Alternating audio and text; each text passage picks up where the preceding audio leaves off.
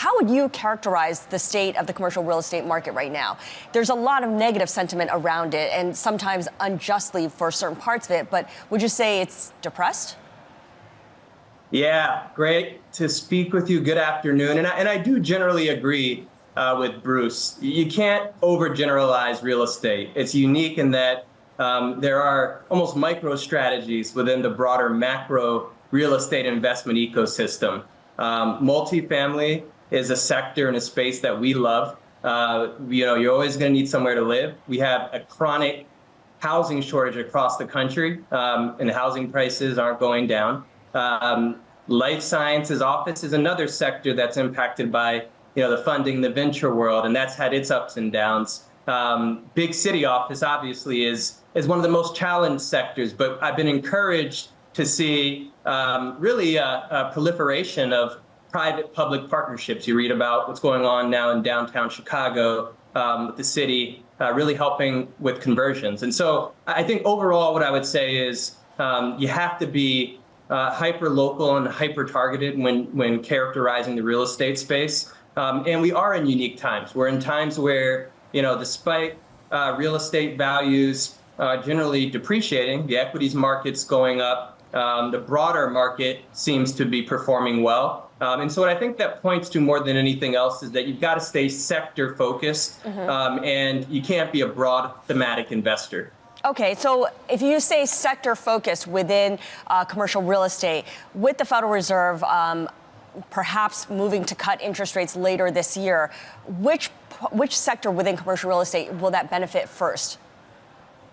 Well, I think the first sector it benefits is the sector that's most challenged right now, which is office. Right now there's just not a lot of transactions happening in the office space because you can't get financing. New financing, refinancing.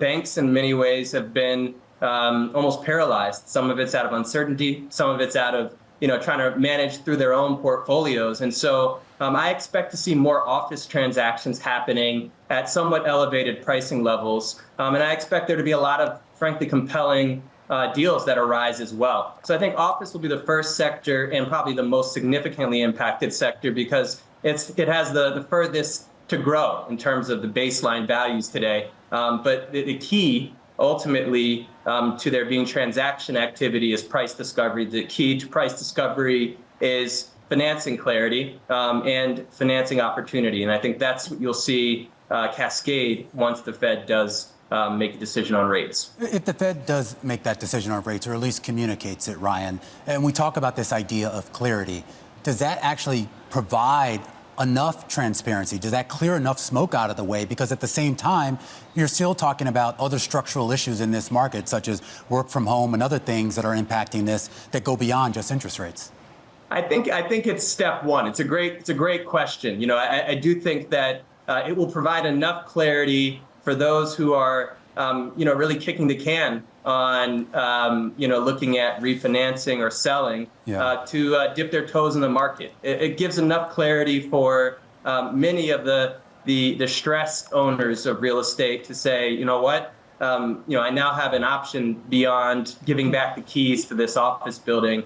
And that could be, selling at a massive discount to the intrinsic value. Or that could be refinancing. One of the themes that you hear, or you used to hear, I should say, was survive through 25. Now we're hearing persist until 26. Okay. And wow. I think that in many ways is the theme of office owners in this environment that interest rate cuts will bring to top of mind for everyone. Well, I hope we get to 2026 because I'm not sure much rhymes with 2027, Ryan. I am curious, though, specifically about the folks on the Cadre platform, the folks that are using your products here. Have you noticed any sort of change in what specifically they're looking at, what specifically they're putting their money into? Has that changed materially over the last, year?